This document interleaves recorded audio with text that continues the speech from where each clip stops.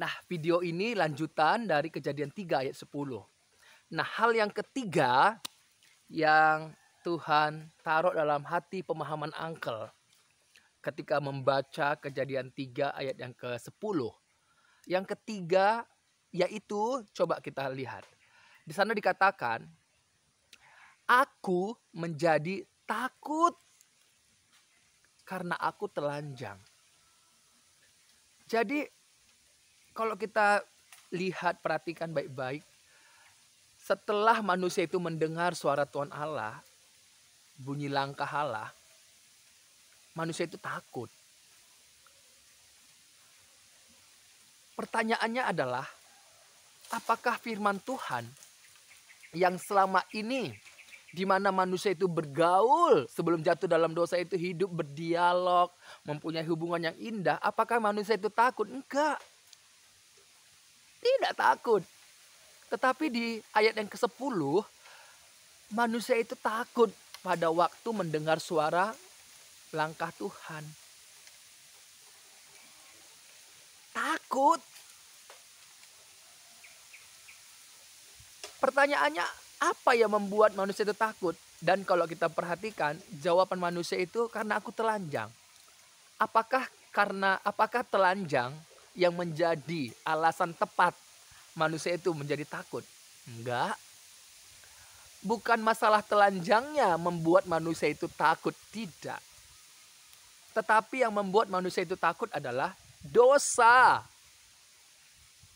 Apa itu dosa? Kalau kita lihat, pelanggaran akan hukum Allah dalam Roma 6 ayat 23. Dosa itu adalah pelanggaran akan hukum Allah. Makanya dosa yang menjadi sumber ketakutan manusia. Dosa membuat manusia menspesifikkan, oh ini dosa, oh ini, tetapi masih dalam ranah dosa. Dan kalau kita perhatikan di sini jawaban manusia itu, dosa membuat manusia itu mengotak-ngotakkan dosa-dosa. Oh, karena telanjang aku takut, Tuhan. Padahal selama ini manusia itu telanjang, betul? Betul. Dalam Kejadian pasal 2 ayat 25. Mereka keduanya telanjang, manusia dan istrinya, tetapi mereka tidak merasa malu. Karena apa? Karena belum berdosa. Tapi setelah mereka di dalam dosa, mereka menspesifikkan telanjang itu adalah dosa. Padahal bukan karena telanjangnya, tapi karena manusia itu sudah jatuh ke dalam dosa. Luar biasa ini, saudara. Luar biasa. Luar biasa.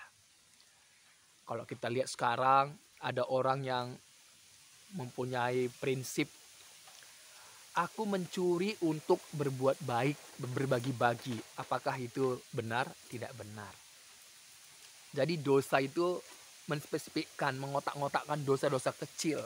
Padahal masih dalam ruang lingkup dosa. Saudara, ini yang Uncle dapatkan, yang Tuhan taruh dalam pemahaman Uncle. Ya, dosa itu adalah pelanggaran akan hukum Allah. Makanya kalau sesuatu yang melanggar firman Tuhan, itu adalah dosa. Jangan mengotak-ngotakkan lagi, ini boleh, ini nggak boleh. Jangan. Pokoknya apa yang bertentangan dengan firman Tuhan, itu dosa. Makanya kita dianjurkan ya kembali kepada firman Allah, belajar kepada Yesus Kristus.